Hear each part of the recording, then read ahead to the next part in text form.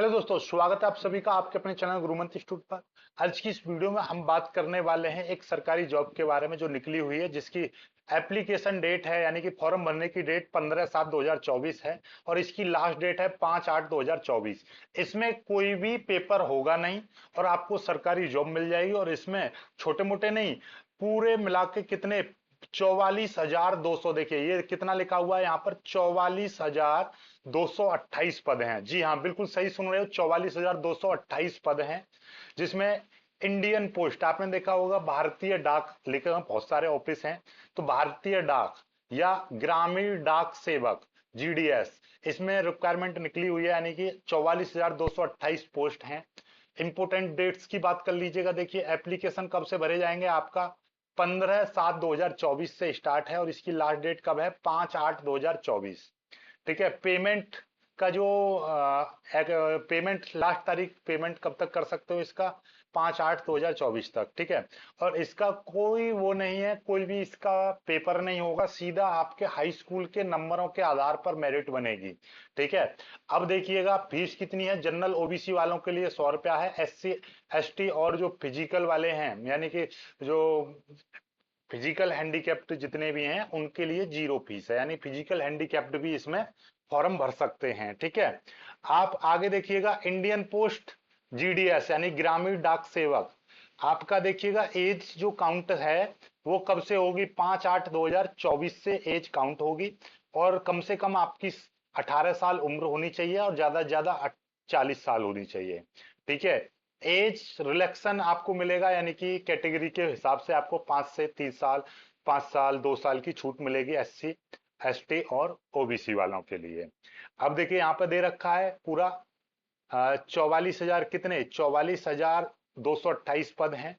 और इनके लिए कितना, हाई स्कूल के आधार पर मैथ और इंग्लिश आपके पास सब्जेक्ट होना चाहिए, यानी कि हाई स्कूल में मैथमेटिक्स होना चाहिए और इंग्लिश भी आपको एज ए सब्जेक्ट होना चाहिए।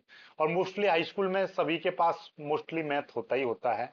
ठीक है। लोकल लैंग्वेज आपको आनी चाहिए, जैसे कि आप मान लीजिए यूपी के लिए भर रहे हो तो यूपी की लैंग्वेज, लोकल लैंग्वेज हिंदी वगैरह आनी चाहिए।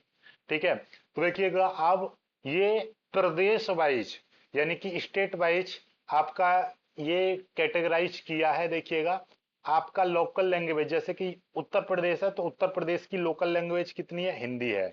तो आप उत्तर प्रदेश के लिए फॉर्म भर रहे हो तो आपको हिंदी आना चाहिए। और उत्तर प्रदेश के लिए 4,588 पद हैं। उत्तराखंड के लिए कितने हैं, आपका 1,238 पद हैं। इसी तरीके से ये लगातार आपके हर स्टेट के लिए अलग अलग वैकेंसी हैं।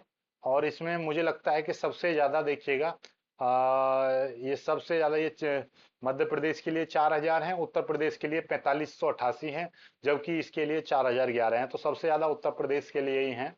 तो आप इनमें जिस भी राज्य से हो आप भर सकते हो, आपके लिए एक सुनहरा अवसर है।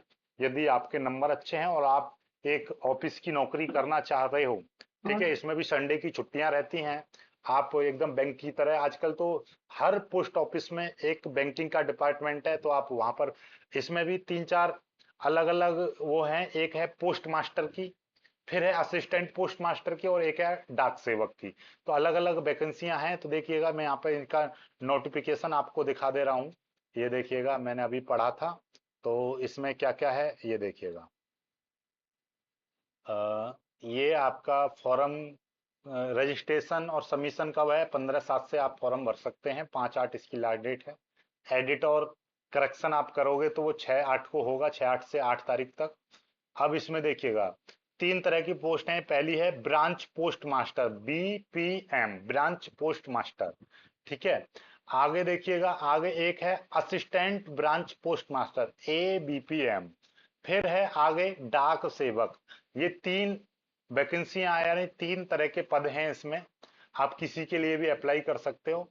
और इसमें आपका देखिएगा ये बेसिक पे आपका ब्रांच पोस्ट मास्टर की 12,000 से 29,380 है।